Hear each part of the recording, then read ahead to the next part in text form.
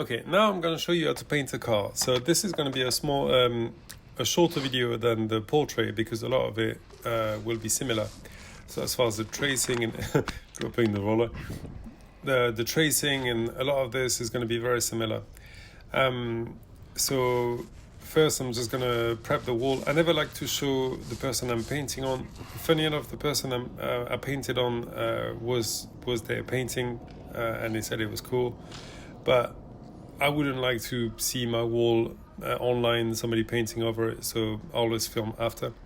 There I'm positioning the car where I think it looks good. And because of the lines above my wall and also the wall being all jagged or whatever, I'm going to do a rough sketching so I know where to put my numbers and letters and all that. It's obviously no point doing letters all over the wall.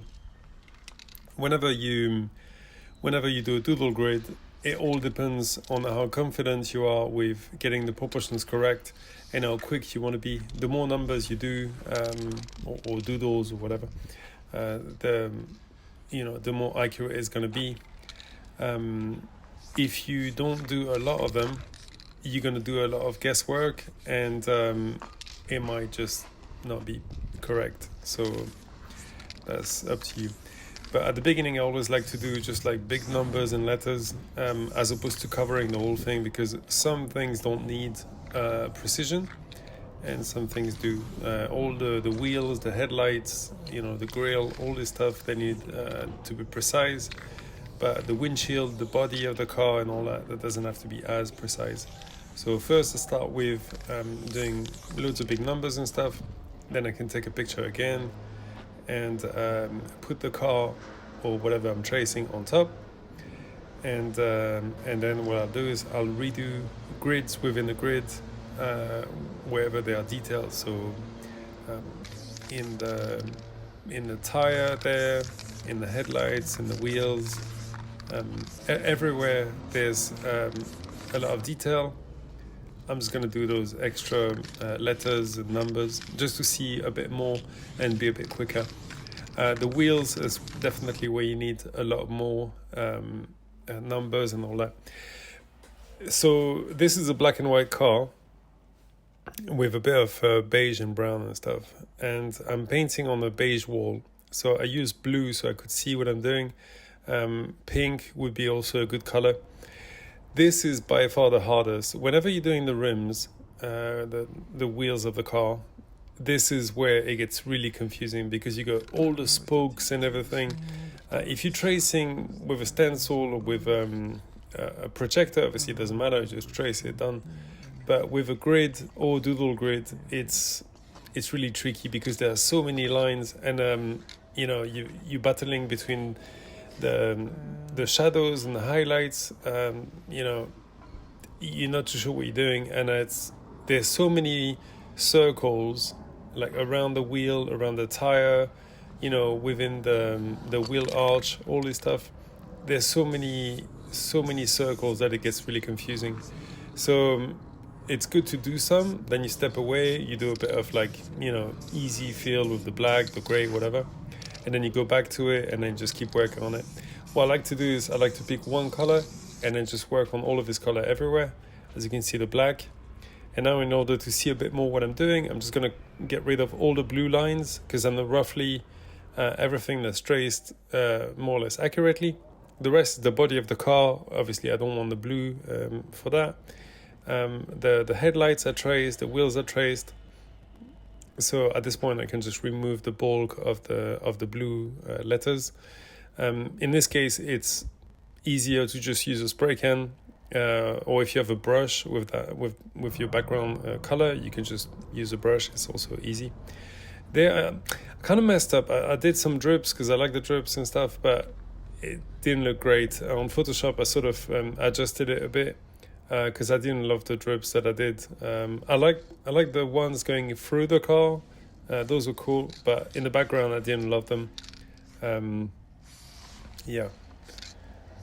Sometimes, you leave and then you realize something is amiss, but it's too late. So you always try to take pictures and really zoom in and see what you've done, but you know, it's what it is. When you paint in the streets, you got one chance, and by the time you leave, somebody might have painted over you by then, so it's what it is.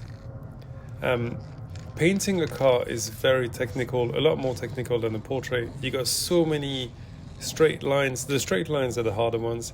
Then you got the straight curves, so like almost straight but with curves. And then you got the wheels, all those details and stuff. It's very therapeutic when you're painting a car. You just get stuck in and you paint, but you're really glued to your phone. You can't do a lot of, you know, freestyle. You have to respect what you're doing, because otherwise it gets confusing so quickly, you know. So you pretty much have to respect what you're seeing. So painting a car is a very, very good exercise. This is the easy part, obviously, doing the windshield and the bodywork, and it's really enjoying. I mean, really enjoyable. I really like painting cars with all the gloss bits and, you know, the fades, all that stuff. It's really fun. The wheels, obviously, I don't love as much because it's a bit tedious, but you need to put in the time. Like, you could put in 3 hours on the wheels and 2 hours on the entire body, and it would look good. But if you don't put enough time on the wheels, then it won't work. I mean, obviously, if you get it, you know, quickly and all that, it's fine.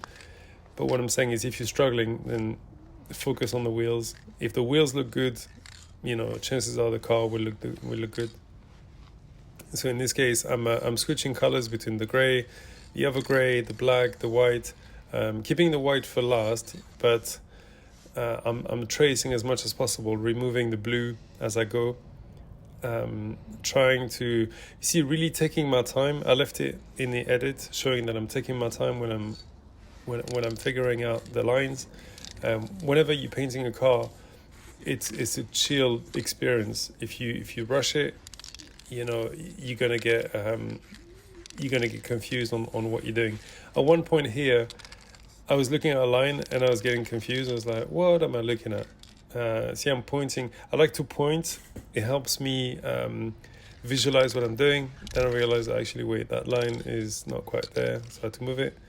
But you only get that by taking the time to see what you're doing, stepping back, stepping forward, looking at the phone, looking at the wall, you know, working out where it starts, where it finishes. You don't have to get it spot on straight away. You know, sometimes people think you're being watched and you have to get it spot on. Doesn't matter. The only thing that matters is the end product. Just take your time, do it properly. And there, what I'm trying to do is work out where the parts go in correlation to the wheel, the handle. Okay, now I'm going to show you a few caps and the pattern you get with them. So at the moment I've got my favorite, or one of my favorite, which is hardcore cap. This cap is good for fills and anything quick. Holding back on the cap, you get this, but if you press fully, this is what you get. It's very good for blending, because you get like a really nice mist, especially with paired with this paint. So I really like this. It's easy to control, kind of, but you can get some really good lines, even though that's what it wants to do. Next, we have the pink dot. Don't particularly like this cap. I just find it's got too much pressure. Pressing fully, that's what it does. It's quite fat, and if I hold back, I can get something a bit smaller, but as you can see, it drips a lot. I just find this cap has too much pressure. Even though this one is bigger, this one has more pressure.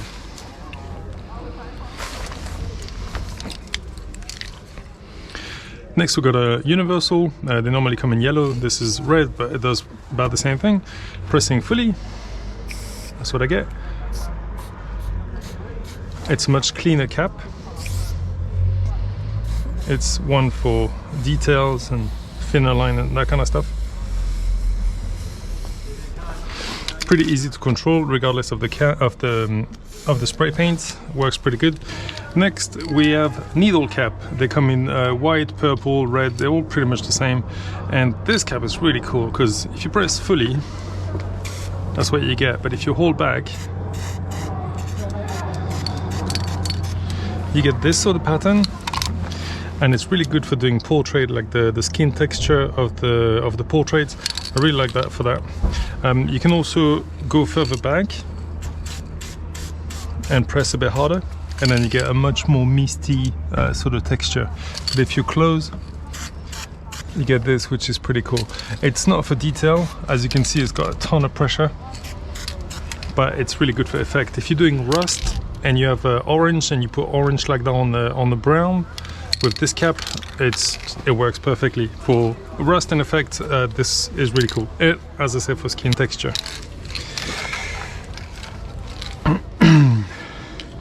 These are the stock caps that I always throw away because they're not very good. Pressing fully, you get this. Pressing a little bit, you get that. It's just kind of fuzzy. You can hold back, you don't get a very clean line. Obviously a bit cleaner than some other ones, like the hardcore and the universal, but it's not very good. Like it's kind of medium. Some people like it, I don't really like it. Yeah, try a few caps, see what you like. This one is my favorite, as well as the hardcore. It's the other end of the spectrum. It's very thin. Pressing fully, I get this or line, but if I hold back and I go really close to the wall, I get some really thin lines, and also quite clean.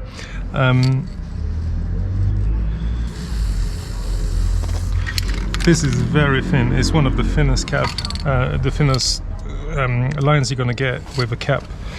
I really like this one. So this one and the orange, super big, super small. Really like those. This one is a cool one if you like to do stencils, because it sort of does a fuzzy line. So pressing fully, you get this. It's kind of a blurry cap. So it's, as you can see, it's quite good for this sort of pattern. Just doing a dot. Can't really go too small, otherwise it'll drip. For lines, it's okay, but it's not the cleanest. It's but like I said, for stencil, that kind of thing, it's pretty good because it's quite broad but quite misty. Works pretty well. I rarely use that one, but yeah. If you want to go to an art shop or a craft shop and then grab all the caps that they sell, you'll realize that a lot of them do similar things, but it's the only way to see which ones you're gonna like best. Personally, this Skinny Pro cap is really cool. So for me, it's all about hardcore and Skinny Pro, because very thin lines and very versatile lines from, whoops,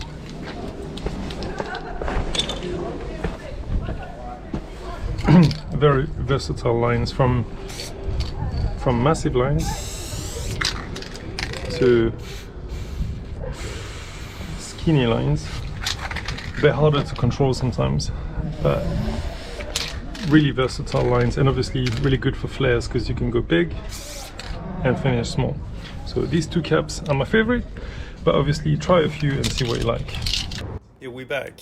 So now I'm just going to carry on doing the same thing, just adding colors and blends and detail lines as I go. I actually went to the show. All I had was black, white, grays, all that stuff. And I ended up going to the shop. There was a shop not far, because I just wanted to get some... I didn't realize that I kind of messed up. I didn't look properly. I often do this. This is a mistake that you probably do as well. When you don't look properly, like there was a lot of... this picture was taken, you know, at a golden hour kind of thing. So there was some sun shining on the car. That's all the beige and the brown that you see there. But I just... At first I was going to do a blue car when I left the house. So I got my blues and stuff. And I was looking for a picture on the way to the spot. But then I found this one. I thought, oh, that's cool. I got black and white. And then I realized after, wait, there's a bunch of beige and brown. And there were some ladies there painting, and they were like, honestly, just go get some. It's worth it. We'll look after your stuff. So shout out to them. I'm sorry I can't remember their names, but they looked after my stuff, and I just went to get some paint, and I'm so glad I did, because the beige and the brown really made a nice difference. And there you basically hitting at the rock. You just keep crunching away. You do a bit of black here, a bit of black here, a bit of black here. Then you do your beige, a bit of beige here, there, brown, so on. And you just work, at a bit of a rhythm. It's, like I say, painting vehicles is quite therapeutic. And there what I'm doing is I'm using masking tape for the grill, and I'm using a piece of masking tape top and bottom as a spacer. So this way I can put the other one on top and so on and move them as I go. So that gives me the same distance between one piece of masking tape and the other.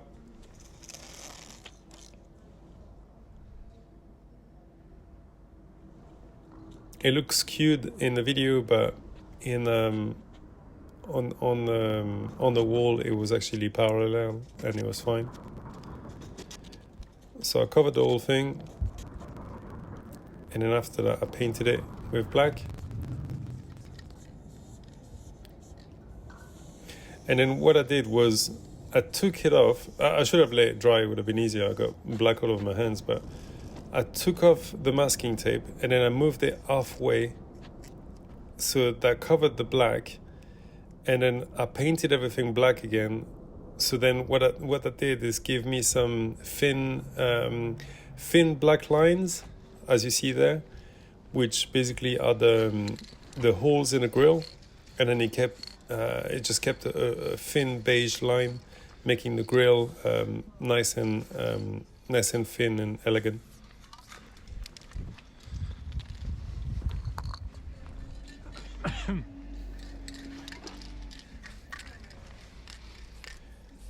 Really taking my time with the wheel, making it look good. You can see how jagged it is, and I'm trying to correct it. They're not the easiest lines to do, but when you do them well, or as well as you can, it looks great. So there I've got two different grays, black, white, transparent black, and then a couple of beige, I think. Now, what I did was add quite a bit of transparent black, so I pretty much emptied this whole can, and I covered the whole thing in transparent black, just to make the beige a bit darker and the grays a bit darker. So what that does is you can go over with the same colors, and now everything that you apply looks a bit lighter because you've made everything darker. So I've covered the whole thing with transparent black, and then I could work on the gloss, on the chrome, and it really popped afterwards. It really looked nice. Really enjoyed this piece. You can see everything is quite dark now, and I'm keeping the white for the very last step. Just adding some shadow, some shade, and I'm gonna work on the number plate. The number plate is my favorite bit. It's like I used to put my name, now I put God's name as reference. Obviously on a number plate, normally if it's a job, you would put the client's business or the client's name or something. And I'm just doing a little embossed letters, like some of the letters you see in the UK boy racers have like this embossed number plates. I thought it was cool for this. I'll go back after and work it a bit more. Yeah, and then these kids came and started playing ball. It's always nice when you see kids playing outside. That obviously I stepped out of the way because I didn't want to bother them, and then I ended up getting the ball in the head or something, or in the shoulder, I don't know. But they were very nice kids. They were like, "Oh, sorry." I was like, "That's fine." They were actually pretty good.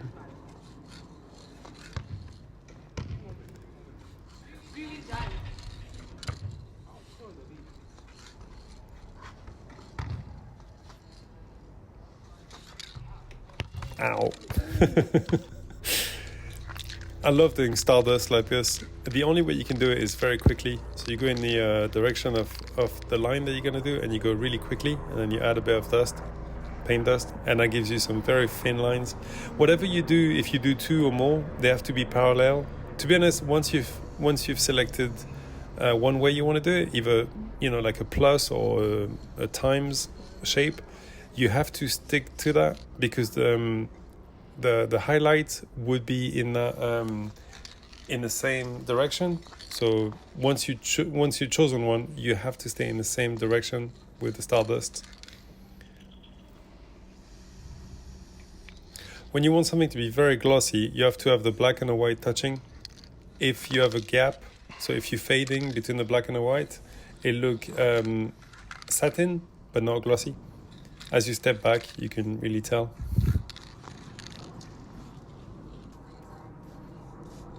So all of this where it's fading, that look shiny but not glossy. And every time you go black with white with no gap, then it looks glossy. Or indeed, if you put it on the beige like there, it's starting to look cool. I'm taking my time. I don't want to overdo it, so I don't have to redo the colors. In the past, I've done some cars that were way too glossy. To be honest, this one is quite glossy anyway, but it's easy to overdo it. So you have to you sometimes have to slow it down and not put too much emphasis. Also, try and go with straight lines as much as you can in the gloss, in the bodywork, because the more jagged the lines are, the more it look like the panel is wavy, like it's been in an accident or whatever. So try and favor straight lines. They're a lot harder. As you can see up close, my lines are not perfect.